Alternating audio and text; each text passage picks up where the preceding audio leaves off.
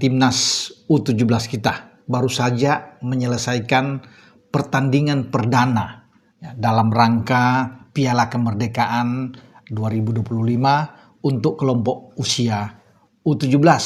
Kita bermain imbang 2-2. Sayang kita tidak bisa memenangkan pertandingan karena gol balasan ketika kita unggul dengan 2-1.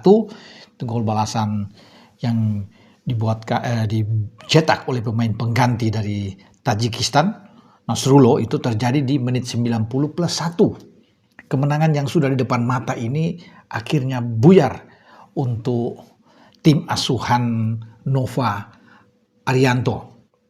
Kita unggul 2 kali sebenarnya, 1-0 dikejar 1-1, 2-1, kemudian jadi 2-2. Artinya ini ada pelajaran penting yang didapat oleh Iputu Panji dan kawan-kawan di saat menghadapi pertandingan pertama melawan Tajikistan, dan ini yang diperlukan oleh Coach Nova, mengevaluasi kelemahan timnya ya untuk bagaimana menuju nantinya, karena golnya kan ada di Piala Dunia U17 di Qatar pada November yang akan datang. Setelah Tajikistan, kita akan memainkan pertandingan melawan Uzbekistan, kemudian terakhir dengan Mali. Sebelum ke sana, saya melihat ya bagaimana penampilan tim U17 kita ini. Saya pikir oke lah ya, memang ada beberapa penyelesaian akhir yang masih kurang, tentunya akan menjadi catatan penting bagi Coach Nova.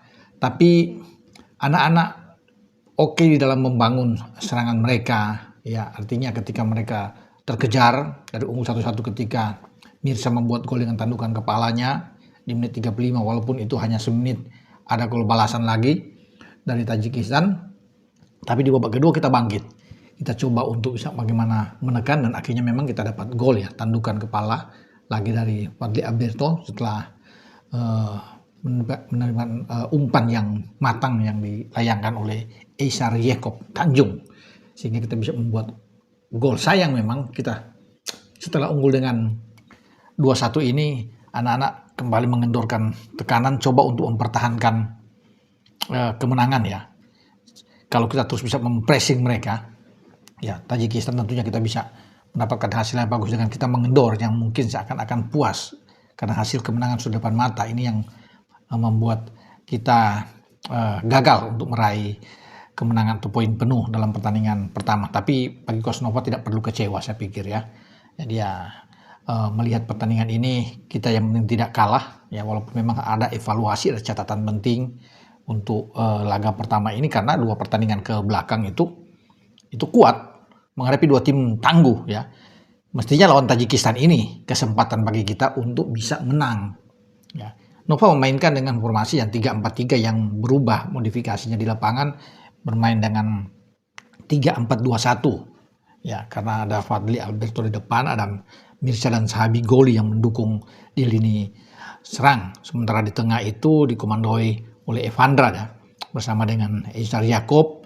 Di sana ada Nasril juga ikut bermain ya, Alfredo.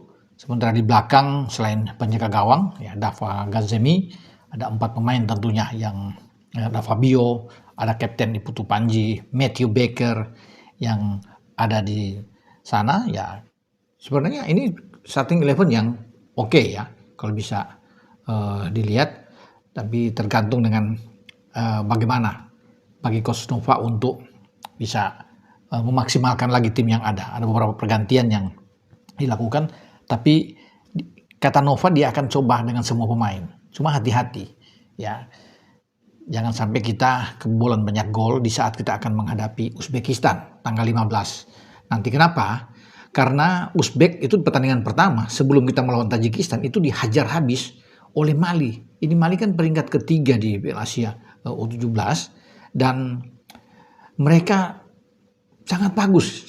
Uzbekistan itu urutan pertama ya, artinya mereka juara U17 ya kemarin ya, di saat kita kalah di perempat final walaupun sudah lolos ke Piala Dunia dari Korut dengan 6-0, dan Uzbek menghajar Korut dengan 3-0 di semifinal. Kemudian mereka menghajar juga tuan rumah Arab walaupun bermain dengan 9 pemain.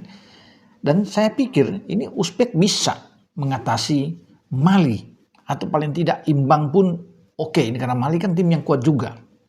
Tetapi Di luar dugaan, justru Uzbek ini di permak habis dikalahkan dengan skor yang begitu telak, 5-1. Ini berbahaya buat kita, ya tentunya kita akan selalu berhati-hati melihat pertandingan antara Mali dan Uzbek. Makanya Uzbek akan bangkit pasti dalam pertandingan kedua nanti. Mereka ingin memenangkan pertandingan, dan saya rasa Mali sekarang di atas angin. Bukan tidak mungkin Mali yang bahkan juara di perhelatan Piala Kemerdekaan ini, karena mereka sudah melewati pertandingan yang dianggap itu sangat berat karena menghadapi juara Asia U17 seperti Uzbek. Tapi ketika mereka menang dengan 5-1, saya rasa gelar juara itu sudah depan mata buat mereka. Nah, mereka akan menghadapi Tajikistan.